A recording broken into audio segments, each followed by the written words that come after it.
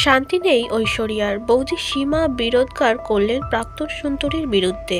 একের পর এক বিতর্কে ঐশ্বর্য রায়কে ঘিরে গত কয়েক মাস তার দাম্পত্য জীবন চর্চার বিষয় হয়ে উঠেছে। তার পারিবারিক জীবন নিয়েও আলোচনা শেষ নেই।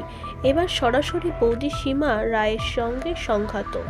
সমাজ মাধ্যমে সীমার দুটি পোস্ট ঘিরে বিতর্কের সূত্রপাত। প্রথমটিতে সীমা একটি ছবি সমাজ মাধ্যমে ভাগ করে নিয়েছেন। সেই ছবিতে সীমার সঙ্গে রয়েছেন তার স্বামী আদিত্য রায়, তাদের দুই সন্তান এবং শাশুড়ি বৃন্দা রায়। এই ছবিতে কোথাও ঐশ্বর্য বা তার কন্যা আরাধ্যা বচ্চন নেই।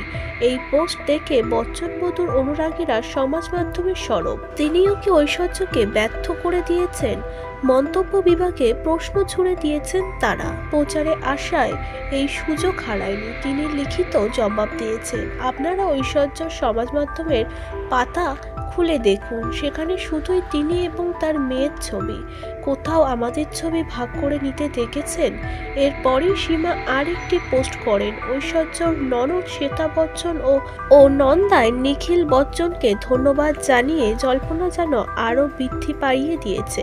বৌদির সঙ্গে অভিনেত্রীর নাকি বিন্দুমাত্র মিল নেই। ঐশ্বর্যকে নাকি হিংসা করেন সীমা। উঠল অভিযোগ, ঐশ্বর্যর অনুরাগীরা রীতিমতো কটাক্ষে বেঁধেছেন তাকে। অনুরাগীরা দাবি করেছেন, এর আগে বহুবার ঐশ্বর্যর পারিবারিক ছবিতে দেখা গিয়েছে আদিত্য ও সীমাকে। তিনি ছবি ভাগ না করলে সীমাকে যে কেউ চিনতেই পারতেন না, তাও জানিয়েছে অনেকে।